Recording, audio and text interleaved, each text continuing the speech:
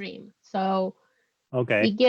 it gets warm during summer, but not too bad. And during winter, we don't get snow or anything like that. So moving to Pennsylvania was a big change for me. Yeah, yeah, I guess. Yeah. You guys are getting warmer, but we are getting colder. Mm-hmm. Yeah. I never realized how lucky I was until I moved away from my hometown. Yeah. Because I grew up in a town that it's about 20 minutes from the beach, from the pier and all of that. So so you could just do a day trip and go to see the ocean and sunbathing and all of that. That doesn't happen when you move to Pennsylvania, in where I live now. So yeah, I miss that. Yeah. Yeah, that's a little different. Oh, definitely. Yeah. Mm-hmm. Let me firstly share my screen. Yeah, this one. We can wait a minute. Are we going to share our own screens to? Yeah. Okay. I will do some okay.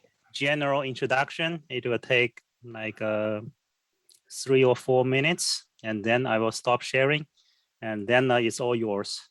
Okay. Okay. All right. Mm-hmm. Yeah, I'm going to get the PowerPoint then on my screen. Okay.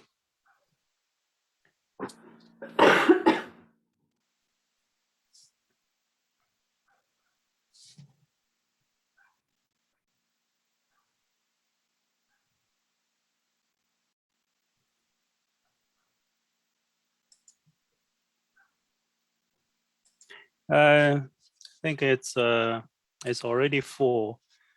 I think we can get started. Hello, everyone. Welcome again to the Penn State CTSI BERD seminar. And this seminar is co-organized by Dr. Lan Kong and me, and my name is Jay Zhu. We are both faculty members in the Department of Public Health Sciences at Penn State. This semester, the seminar is offered as a Zoom webinar. So as a Zoom webinar, it will be recorded automatically, and all the attendees are muted except for the panelists. But if you have any question during the seminar, please feel free to submit your questions anytime through the Q&A box. And we do encourage you to register for future seminars. You can go to ctsi.psu.edu and then go to research support, and then go to seminars, and then you can register for the future seminars.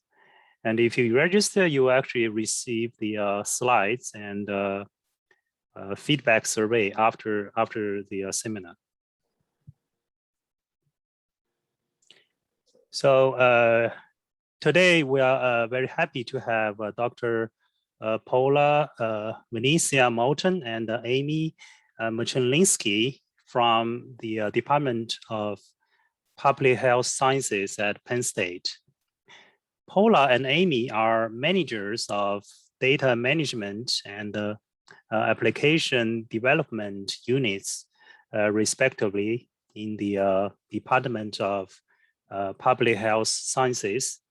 They both have extensive experience consulting and collaborating with clinical and basic science researchers, research staff, biostatisticians, project managers, and research administrators to provide data management support and develop customized system support for many NIH-funded research networks and investigator-initiated studies. Today, they will talk about how to build data management applications for clinical research using REDCap and DMS. Welcome, Paula and Amy. Let me stop sharing my screen, and then you can go and share yours, Paula and Amy. Okay.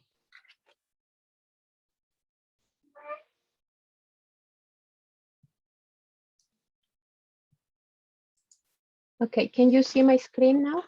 Yes, I can. Okay, you can hear me okay also? Yeah. Great.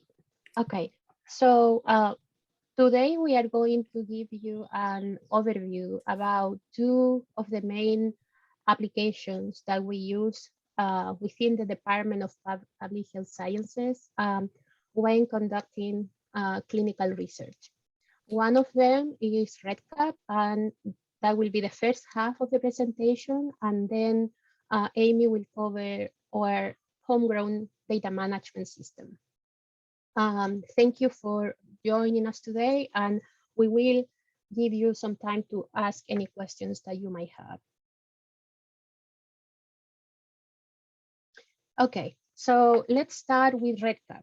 REDCap stands for Research Electronic Data Capture.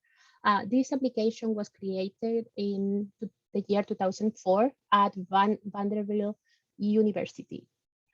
It's a secure web application that can be used for building data collection instruments to collect research from data for research with human subjects, and also to manage these forms or surveys and the database as a whole.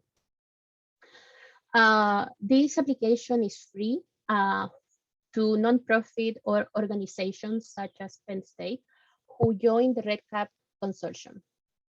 And as a general advantage is that it offers a free and also easy to use and secure method for data collection that, besides being flexible and user-friendly, is also very robust. When you are working within the REDCap application, there are two main environments in which you are going to be working. The first will be the development mode, which will allow you to incrementally build and test the different components that you are incorporating within your database.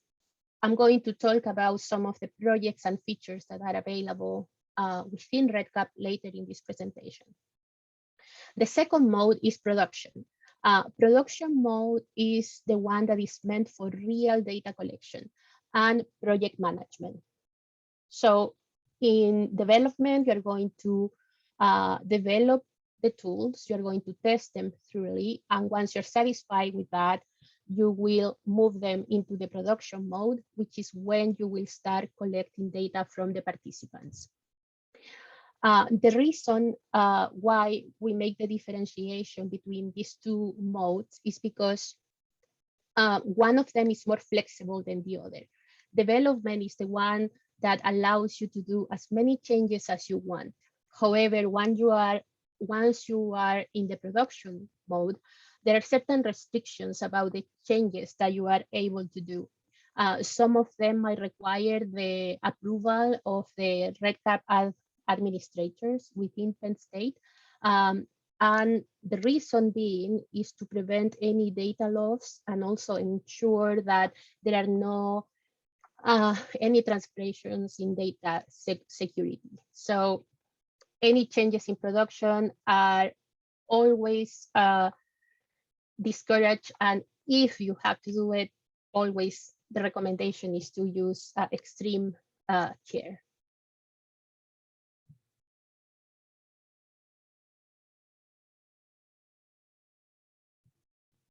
Okay, now within REDCap, there are different types of projects that you can create depending on the project design that you are using. You can create a traditional project, which refers to a project in which your data collection is going to be cross-sectional.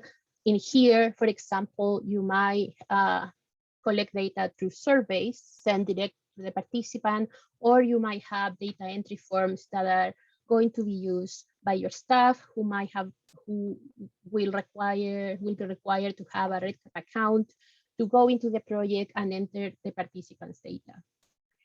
You can use REDCap to create a project that only includes a single survey or also multiple surveys. And in addition to a cross-sectional design, you can also create a longitudinal project, either prospectively or retrospectively. And within these projects, you can have only case report forms, or you can also have surveys that are going to be sent directly to the participant. REDCap identifies or classifies the projects as clinical research, or, for example, if there is a project that you are creating for operational support or quality improvement, those are also the designs that are allowable. Now, something to keep in mind is that regardless of the type of project that you choose, if you are collecting any identifiable information, either PHI or PII, you will be required to have the determination letter from the IRB to move the project to production. So as I mentioned, there are two main ways in which you will be able to collect data using REDCap. One of them is through what REDCap calls forms. Forms are the type of data collection instruments in which the staff, the research staff, is the one who are entering the data into the database. The data is not entered directly by the participants. So in cases where, for example, you have paper forms and then the data needs to be entered into the database, you will be creating forms, which might be also called case report forms.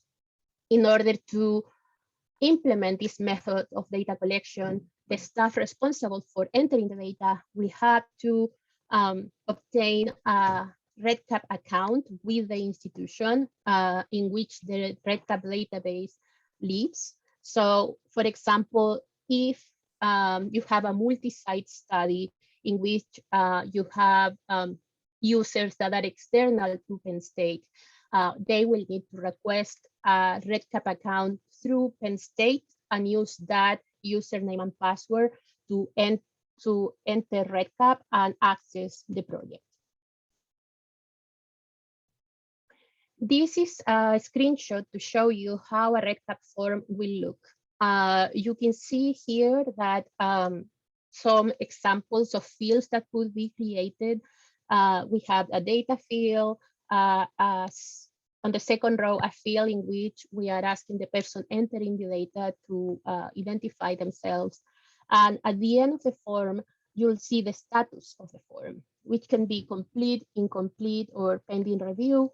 And at the end, those two blue buttons allow you to save the data and exit the form, or save the data and move to the next form. So this is the view that a person entering the data in REDCap after accessing the project with their username and password will have. A second method of data collection is surveys. Surveys are different from forms in that they allow participants to enter their data, their self-reported data, directly into the database. When you create a survey in REDCap, the application creates a link that can be sent to the participants. This can be an open link that you could post on a website for the individuals to click on and be directed to the survey, or it could be a unique link generated for each of the participants. When you use an open link, there is no way for you to determine who is the person replying to that survey. So in cases where when you want to be able to link the participants' data to a specific record, you will need to use the unique link and create individual invitations for each of the participants. If you are not linking the survey information to a specific record, you can use the open survey link. However, there is no, at this point, REDCap cannot prevent participants using the open survey link to use it more than once. So it might lead to duplicate responses from the same person. So that's something to keep in mind. This is a screenshot of a REDCap survey. Once the participant opens the link, they will see something similar to what you see on the screen. As you can see, if you remember the other view, in the case report form at the bottom of the page, we had a button to save and either stay or move to the next form. In this case, those buttons are replaced by a submit button that the participant will click to send the responses into the database. In cases where when you have a long survey, you can actually create page breaks. So the questions are shown in the order that you choose and separated into multiple pages. And in that case, in addition to the submit button, prior to the last question, they will see a button that will allow them to move to the next question. You can customize how the participant sees the questions on the screen. Also, if they are able to save the responses, a copy of the responses at the end of the survey, or if you want to send them, for example, a copy of their survey through email, there are different features that you can enable. Something to keep in mind is that REDCap automatically numerates the survey. So if you see the survey questions, so for example, here you can see that because I kept, if I decide to keep the numbering in the questions, then that numbering will be duplicated on the screen of the participant by REDCap. So the recommendation is usually not to include the numbering in the text, as you see I did in question number 4, to prevent the duplication of the number that you are typing in, plus the one that REDCap will automatically create. The other thing is that when you have surveys, if you have branching logic to either hide or show questions, if you manually put the numbers in the questions, it can be confusing. So the recommendation would be to allow REDCap to do the numbering for you, so then it looks cleaner, as you see in question number 4 here.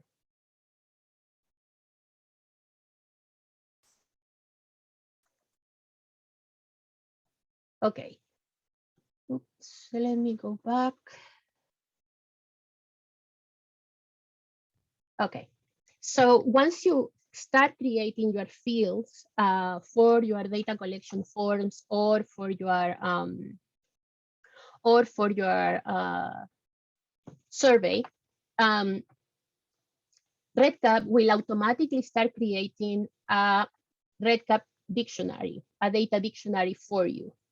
This dictionary will include the information of each of the variables or data collection fields that are included in your database. This is automatically created. It can be exported and saved as a CSV file. For people who are familiar with REDCap, if they choose to work offline and make modifications to their database, they can do it directly into the CSV file. And then once they upload the modified version of the dictionary, REDCap will implement those changes on the screen. If you are not familiar with this, or if you're not as familiar with REDCap, our recommendation is usually to make the changes on the screen because it's more user-friendly and easier to follow that way. In addition to automatically create in the data dictionary, REDCap also creates a codebook. This is a document that is created as a PDF document. You can also download and save it in your computer. We found that this is an easy reference, for example, for statisticians to see how each variable has been created. You can, if you want, you might choose to make modifications to it, but any changes that you make here on the PDF, well, you won't be able to import them into REDCap. This is a document that is mostly recommended as a reference for the research team to know how each variable has been defined, and that can be accessed within REDCap, or also save as a PDF to access it outside REDCap.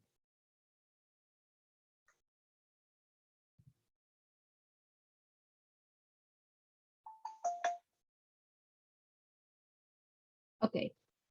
At the beginning, I mentioned that REDCap would allow you to create different types of projects.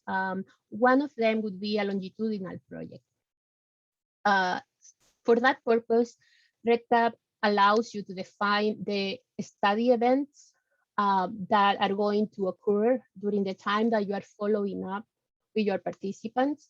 And within those events, you can designate the different instruments that you will be using.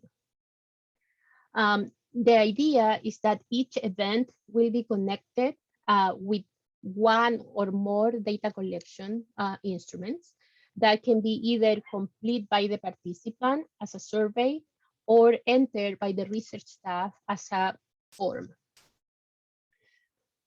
If, for example, you have a survey or a form that is going to be completed more than once, by using a longitudinal design and defining your events and assigning the instruments to those events, you don't need to create the form or survey more than once.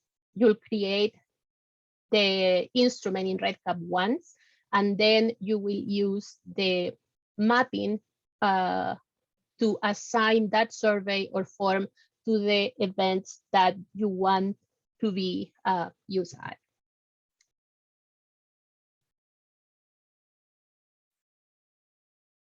In addition, you can also organize your participants in arms. So in cases when you are doing an experimental study, clinical trial, you can have, for example, an arm with its own events and instruments assigned to each event for the treatment group, and then a separate arm for the control group. You might have similar or different events organized in a specific sequence for each of the groups.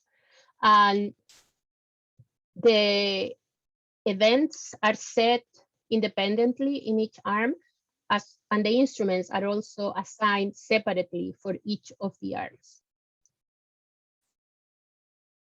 So, for example, if you were to have a study where you're going to have your control and treatment group, after you create the events and the arms, you will see something like this. Under the column event name, you could create as many events as you might need for your specific study. What I'm showing you now, for example, is the second arm where I'm including the data for the control group. In the third arm, I will have the events that might be the same or different for the treatment group. And then by assigning instruments to each of these events, I will have a grid that will show me when each of the forms that I'm using or surveys that I'm using to collect the data is going to be used throughout the study. So for example, here, you can see that the data collection instruments are in the first column, and then the columns in red are the ones that identify the different time points in which I'm collecting the data. And then by telling REDCap when these instruments are going to be using, I can organize them for each of the arms in order to have them available at a single point in time or multiple points in time, depending on what the needs of my project are. Another module that we have found that to be useful is the scheduling module. This is a module that can be enabled whenever you're using the longitudinal data collection mode. In this case, when a participant experiences the first event in an arm, the other events are scheduled based on the time frame that I defined whenever I created my events in REDCap. So, and the days of offset that I'm allowing. So by enabling the scheduling module, you are actually able to create a record-specific schedule of visits for the participant. And you are able to print it for your own records or use it to update the participants' visits based on that information. If you are using the scheduling module, here continuing with the same example, what you will see is that you are able to indicate the days of offset that you will allow for each of the events to occur. So the days of offset that I have here of 30, 60, and 90 days are of course the ideal, but there might be cases in which the participant is unable to attend the visit, or perhaps the visit occurs during a weekend. So in that case, the days of offset that I define will tell REDCap the range that is allowable for that event to occur. And it allows you to have flexibility in your data collection. Now, it is important that these days of offset that you are allowing REDCap to have match what you have in your protocol. So that way you are not allowing for any protocol deviations to occur. So keep that in mind. If, for example, there is any days of offset that you are allowing for your participants, it has to be consistent with what was defined in the research protocol approved by the IRB. So then what you can do once the scheduling module is set, REDCap will automatically create a schedule for the participant, and this will be unique for each individual based on the schedule that you determine. So when you go into the record, you can actually have a printout that will look something like this, that will show you when the participants' visits are due. If any of the visits falls in a weekend, they will be highlighted in red, and you will have the option to modify it if needed. Something to keep in mind, though, is that if you change one of the visits manually, the following visits will not be automatically updated. So if you need to modify the visits following the one that you change, you will have to do that manually. REDCap will not automatically update the dates for you. This information, once you create a schedule, is going to be saved, linked to the participant record, and also available for you to see in the calendar that is available, that is included within the REDCap project, which is what we're going to cover now. So REDCap calendar can be used to see what either project or record specific events are scheduled to occur. Research teams usually find this useful because it gives them an idea. They can look at the calendar and see, for example, how many participants they have that are due for a visit in a certain week or during a certain month, and they can plan around the holidays, or for example, make sure that they have enough supplies to conduct the visits as planned. The calendars are going to show the event and the unique identifier of the participants. So you will know what participants will be going or attending a certain visit or submitting a survey in a given day. So when you go to your calendar in REDCap, you will see something like this. For example, the day that is marked in red is an example of participant 1 being due for a 60-day follow-up. If you click on that event, it will show you more details about the event, which you could modify if needed. And in the calendar, you can also manually enter any other events. For example, if there is a project meeting that occurs every Tuesday at 10 a.m., you could add it as I did here. And that way you can see all the different occurrences for a project and each individual in a single view within REDCap. This can be printed as a PDF. So that's also something that's useful for the research staff to coordinate the visits. Another module that we commonly use during clinical research is the randomization module. This randomization module allows REDCap to randomly assign participants to the study groups within your study. It has different customizations, allowing you to have randomization, stratified randomization or not. And also you can limit who might or might not be able to randomize a participant. Once the randomization group is assigned to the participant, the randomization form, which is the one that you will use to randomize the participant, will be locked, and the value cannot be changed. In order to create this randomization, what you will require is to have your statistician create the randomization table as a CSV file using the template that REDCap will automatically generate for you based on the parameters that you give REDCap within the randomization module. Once you receive the randomization table from the statistician, you upload it into REDCap, and that replace the field with a button that the person randomizing the participant will click and will trigger the automatic randomization by REDCap.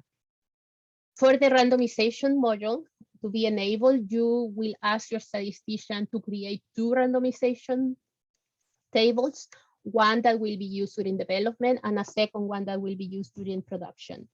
REDCap is smart enough to notice if you try to use the same table twice. So the development and production table have to be different from each other. REDCap reports is another field that's useful for clinical sites. It can show you a selection of fields and participants based on the parameters that you select. You can customize them by users or by certain variables or cases, and it can provide a quick summary of the information that is that exists within the database. This is just to give you a quick view of how the reports page look. Based on what the parameters that you define, you will see a box with the information that you selected to be included. These can be exported or printed and also edited depending on your needs.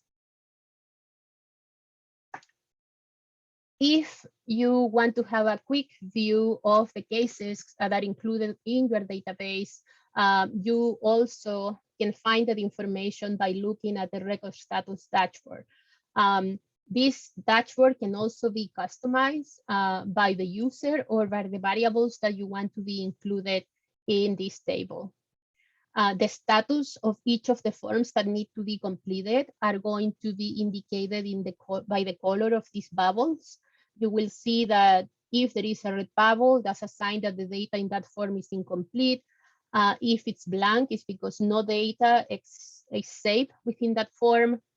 And when the form is complete, if it's a form, it will show as a green bubble. And if it's data submitted directly by the participants through a survey, you will see the green bubble with a check mark. The data that is stored in the database can then be exported in different formats for analysis. There are steps that need to be taken to de-identify the data. And one of the steps here is to mark or flag the fields that contain identifiable information during development. The dates also can be masked if needed by shifting them. And also you can restrict who might or might not be able to export the data. Another feature that we found useful too is the API or application programming interface. Even though REDCap is flexible and robust, depending on the study design or the purpose of the database, it might also be limited in the functionality that might provide to you. They might not necessarily meet your needs or the needs of the project. So in that case, we can use the API, which would allow you to upload or download data to and from REDCap. There is a process that needs to be complete in order to be able to use it, to implement it. You need to request a token from the REDCap project, which will allow you to receive the link to complete a short survey asking you for more details. And then you will be able to utilize this feature if needed. So this could be used in cases that, for example, the calculations that you need to make are very complex and REDCap is not able to compute them for you. Or if, for example, you are receiving data or exporting data from another system, then you might be in need of requiring an API.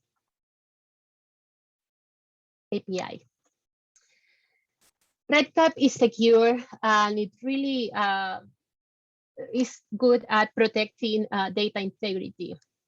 It can do this by require a unique username and password from users, as well as allowing you to customize the rights of each user with access to the database by either limiting the rights as individual users or by creating data access groups.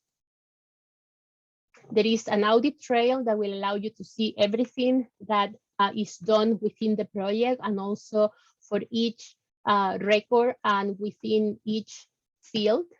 The records also can be logged once the data collection is completed. However, REDCap is not Part 11 compliant. It is HIPAA compliant, but not Part 11. So if you are working on a project that is funded by the FDA, depending on the type of project, you might need to look beyond REDCap and use an application that is Part 11 compliant. For that, within the Department of Public Health Sciences, we have the data management system that Amy is going to explain to you. But also we can assist you with REDCap support when needed. And this is the link where you will go to request assistance. At this point, we are very limited in the staff and hours available to provide this support, but we are in the process of hiring more staff in order to be able to provide a more timely response to you.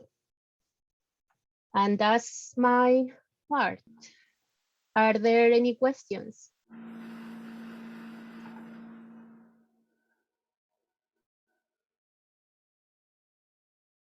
Okay, Amy, it's all yours. Okay. So hi, everybody. I'm Amy Merchlinsky. As Jay mentioned, I manage the applications development group within public health sciences. I'm going to share my screen. And Paula did a good transition for me into our DMS application, which is data management system, or we've kind of transitioned it into our clinical trials application, because the functions within this system really do cover much more than just strictly data management. So Public Health Sciences has been serving as a data coordinating center, or a DCC, for over 25 years for NIH-funded research networks. And these networks execute multi-site clinical trials where our sites collect and submit data to us via our applications through the website. So we've used this system for probably 20 to 30 protocols at this point. And typically our networks have anywhere from 5 sites to as many as about 35 sites that are all completing the same protocols and submitting data to us. So our CTA or our DMS, we kind of use them interchangeably. Our system's been set up at this point so that it can be 21 CFR Part 11 compliant, or we also run a light version where we don't hold the development team and our quality assurance team or our testers to the same level of testing and documentation as we do for Part 11 compliance. So there's a little bit of a cost savings there. So this is an example of our login screen, and this is from one of our asthma studies. Our system is a roles-based system, and it identifies each user as one of the following roles. So we have site coordinators, full access data managers or limited access data managers, project management, administration, scientific coordinators, the study investigator, just a website user who gets into our documents module to access the protocol or MOPS or forms, participants for survey completion, reimbursement users who need access to invoicing, lab techs for sample tracking, and monitors for regulatory monitoring purposes. So the system is set up of a series of modules, and each role has an associated set of modules and permissions that they're allowed to access and functions that they're allowed to perform. And each participant is grouped into a site, and each user is given permissions to that site or to more sites if a user floats between more than one location. We group our modules into one of 3 categories: participant data, regulatory functions, and kind of a catch-all for miscellaneous. So our participant data modules are our biggest grouping, and they run into enrollment, a visit scheduler, participant data for data entry, surveys, lab results, and sample tracking. So a site coordinator will enroll a new participant into the system via our enrollment module. And this module is used to collect data that's only collected once per participant, even if that individual would re-enroll into the study or participate in more than one protocol. So we've had networks before that have done as many as 10 studies, and it's quite common for us to have participants roll from one study to another. And so the enrollment module assigns a master ID, which allows us to link data for a participant from one study to another, and has been used in our analyses.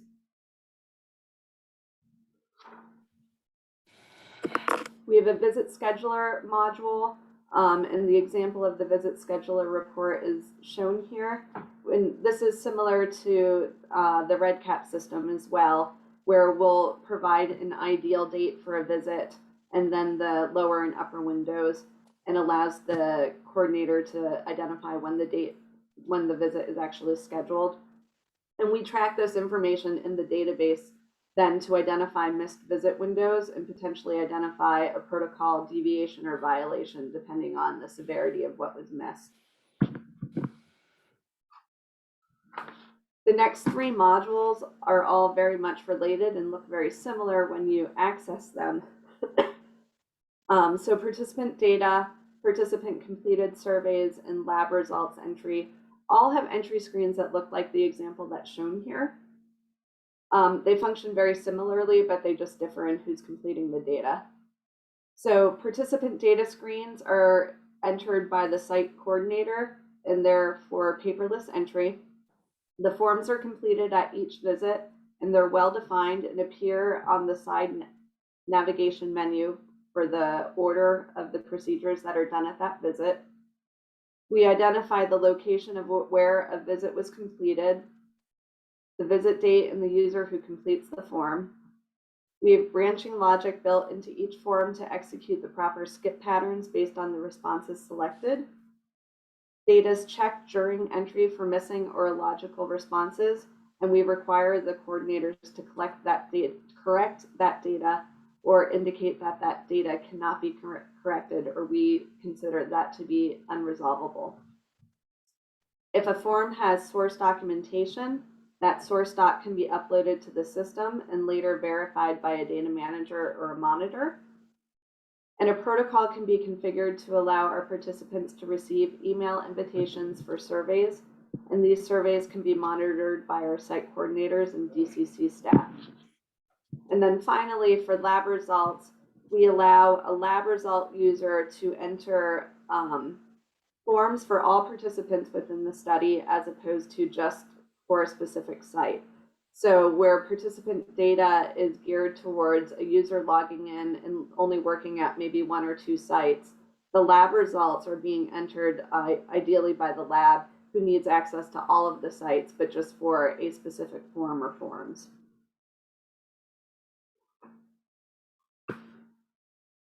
Our sample tracking module is used to create and maintain an inventory of samples collected throughout a study.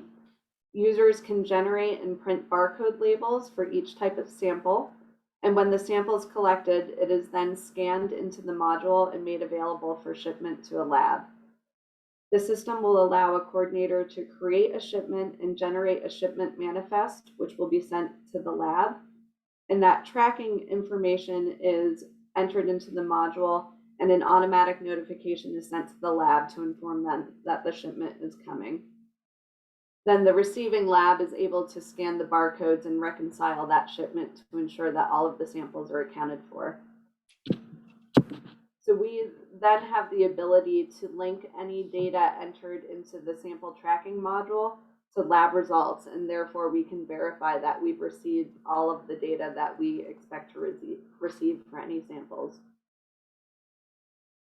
So our quality modules are our certification, validation, error tracking, and protocol compliance modules. Certifications used to create certification types.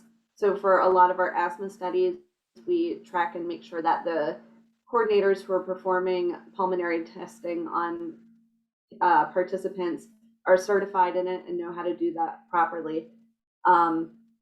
So we will create those certification types. We'll assign them to a specific coordinator with any additional materials that track how many tests they did, what any exams that they took, what kind of grade they got, and so forth, and any expirations for that certification that they might need to renew as time goes on. And then we use that within our validation system to ensure that the coordinators are certified. So we can use that to then turn around and track any protocol deviations or violations. Our validation module is, as I mentioned previously, we have 2 pieces to that. So we have a front-end validation system that runs in real time during entry so that errors are identified and displayed to the user for immediate resolution. And then we have back-end validation checks that are a little bit more complicated or maybe go across visits. So if we need to reference back to anything at visit 1 and now we're at visit 3 and something's been done incorrectly, we'll process that and we'll take a look at it before we send a query out to the coordinators. And the data management team uses our error tracking module to view any of the errors that come up during validation, whether it be front end or back end. And they will then send a query out to the clinical site to resolve those errors. So that query can be toggled back and forth between the DCC and the site, or it could be put on hold for a short amount of time. And any communication that goes back and forth will be tracked within this module. And our data management team uses the protocol compliance module to define and identify any validation checks that signal a potential protocol violation or deviation. So for example, if an eligibility form would indicate that a participant is ineligible, but they proceed to be randomized, this would be flagged and identified in our protocol compliance module. So the data manager could then use this module to assign a deviation or a violation and have it show up on a report for tracking. And then our last group are kind of our additional miscellaneous modules. Our documents module is used as a documents management system. So we have links that represent folders where information such as protocols and informed consent templates can be stored and remotely shared with the teams and the sites. This module is used to store, share, and manage access to all of our study documents based on user groups and permissions. And we have the ability to version each document and track who modified it and when the modification was incorporated. Our drug tracking module allows a project manager to monitor blinded drug supply across sites. So the user is able to prepare shipments to the sites and mark them received once they are arrived. They can mark drugs available or as destroyed based on, say, expiration dates. And we can set a priority for drugs to be used based on those expiration dates. So in addition to drug tracking, we could use this module for inventory management of other supplies as well.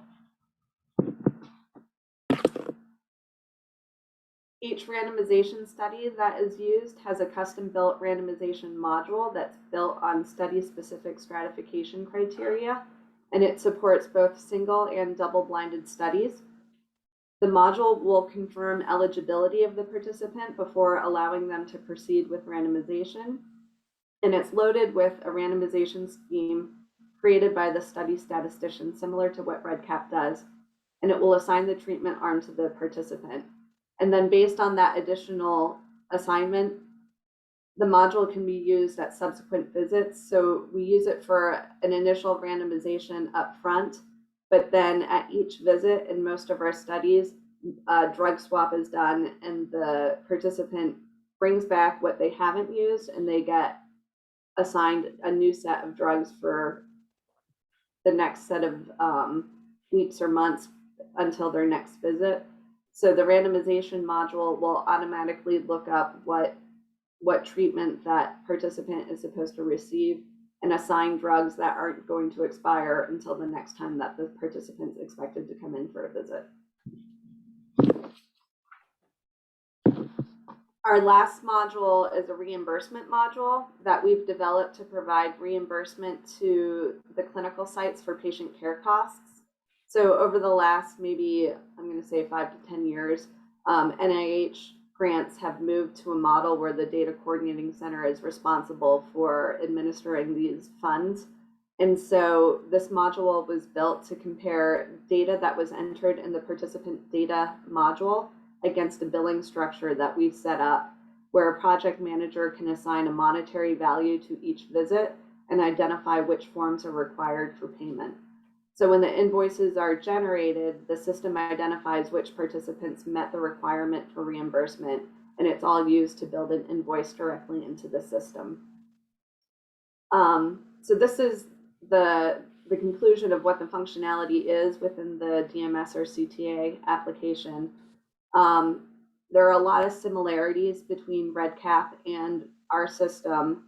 However, as Paula mentioned, the DMS or CTA application can be Part 11 compliant, and it allows us a lot more flexibility for customization to meet the needs of much bigger studies that span either a lot of sites or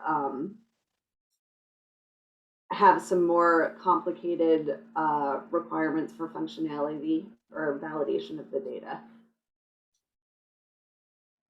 I think at this point, that is what I have to cover. Our contact information for both Paula and myself are listed here, and I will pause and see if there are any questions.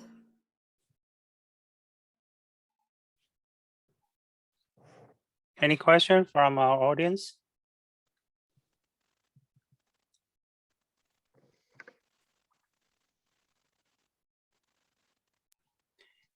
Well, Amy, I do have a quick question for you. For the DMS, the data management system, is there any way that the DMS can communicate with REDCap? Yes, absolutely. Paula mentioned the API, and we actually have had an asthma study that we've used both systems for.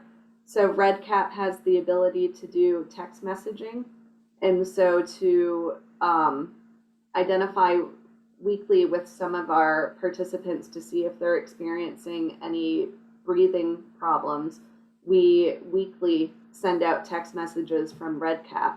So this is all happening behind the scenes, and we are using the API so that once a participant enrolls in the DMS system, we're using the API to push that data to REDCap, create the text messaging survey, and it's fairly seamless, and it's worked quite well. I think that study is probably on year 3 or maybe year 4 even at this point. Okay. Oh, thank you. Yeah, that's very useful because I think like if you can set up the API behind the thing, that will actually save lots of work. Right. So our users out at the sites don't need to have access to both systems, and they don't necessarily even know it's happening. We're just pushing the participants into REDCap and then pulling back the survey results through the API.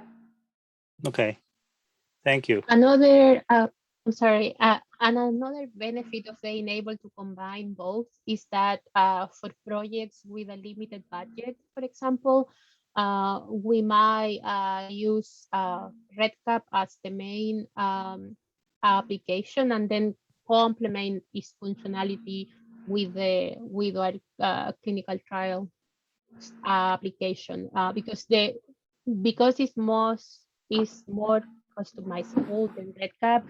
Developing features in the clinical trial application might be more costly. So I see. We can find ways to complement one with the other in order to accommodate the project budget. Yeah. Yeah, I was involved in the Penn State T-course project, and I think that's a case. We our main data input was using the REDCap, but for some specific system like the cigarette management system, like probably for REDCap, they don't have such function, so we use the both. Right. Yeah. Yeah. Thank you very much, Paula and Amy. That's very thorough introduction and very useful information. You're welcome. Any other question from our audience?